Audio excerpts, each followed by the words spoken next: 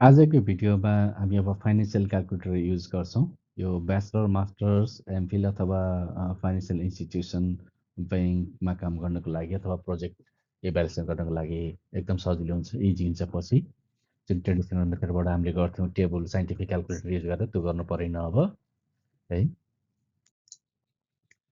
अब यो चाहिँ PI plus plus Texas instrument अथवा सिमिलर टाइपका क्याल्कुलेटरहरू एन्ड्रोइड, आइफोन र ल्यापटपमा डाउनलोड गर्न मिल्छ। फ्रीमा डाउनलोड हुन्छ, डाउनलोड गरौँ है। डाउनलोड गर्ने युट्युबहरू हेरेर त्यसपछि सजिलो हुन्छ।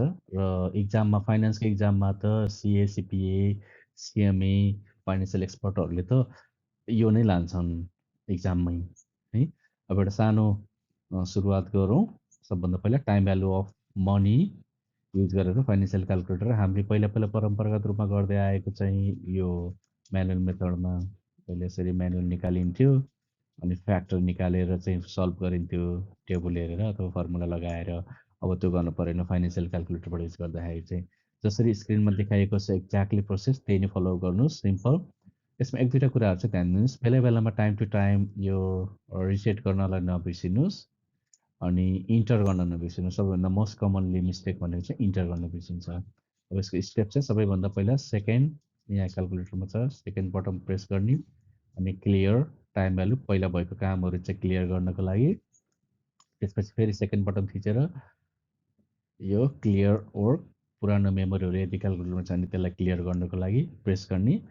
अनि माइनस साइन चाहिँ इग्नोर गर्नु सुरुमा, किनभने प्रेजेन्ट भ्यालु माइनस भयो भने फ्युचर भ्यालु प्लस हुन्छ एन्ड भाइस वर्सा हुन्छ।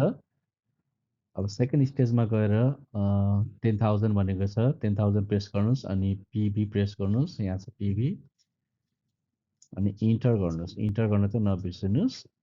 त्यसपछि 12%, 12 प्रेस गर्नुहोस् अनि आइवाई इन्ट्रेस्ट एनुअली प्रेस गर्नुहोस्। त्यसपछि सिपिटी बटन यहाँ छ, कम्प्युट फ्युचर भ्यालु। कम्प्युट फ्युचर भ्यालु गरेपछि एन्सर यसले स्ट्रेट दिन्छ, हेरेन एकैचोटि चाहिँ दिन्छ, जसलाई म्यानुअली गर्नु पर्दैन। अब अर्को क्वेसन हेरौँ। Same a present sum of 1,35,000 annually compounded 9% for 10 years, what will be the future value भनेको छ। सेम प्रोसेस अघिको जसरी नै गर्छौँ हामीले। Second clear time value of money, फेरि सेकेन्ड क्लियर प्रिभियस वर्कहरू, त्यसपछि 1,35,000 प्रेजेन्ट भ्यालु। अब माइनस अगाडि थिच्नु पऱ्यो नि, यो माइनस थिचे पनि हुन्छ, थिच्नु भएन भने चाहिँ फ्युचर भ्यालु एन्सर माइनसमा आउँछ, त्यसलाई इग्नोर गर्नुहोस् है माइनस अहिले चाहिँ। त्यसपछि इन्टर, यहाँ चाहिँ इन्टर, सेम प्रोसेस। 9% बनेको भएर 9 अनि आइवाई, त्यसपछि 10 N, number of period N यहाँ छ, अनि लास्टमा गएर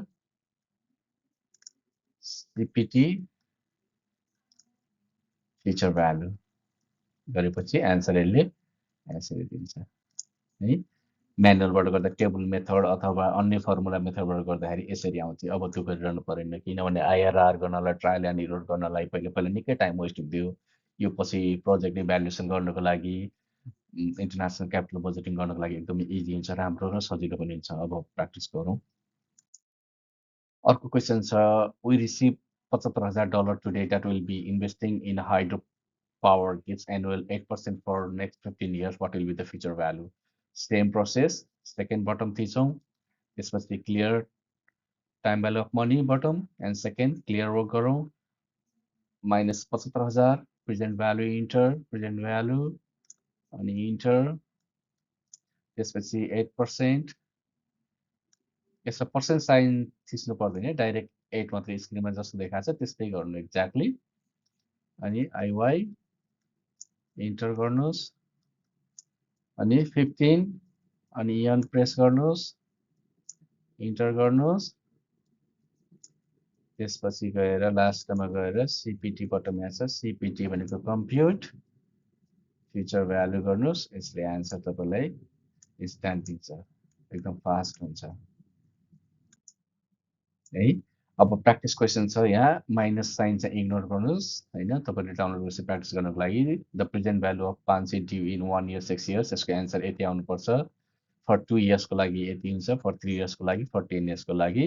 र अर्को एउटा क्वेसन छ, assume we need a sum of 50,000 at the end of the two from now receiving at the rate of 11% annual, then how much we need to deposit today? Hint चाहिँ फ्युचर भ्यालु भयो, an भयो, IY भयो, answer चाहिँ यति आउनुपर्छ। Try गर्नुहोस्।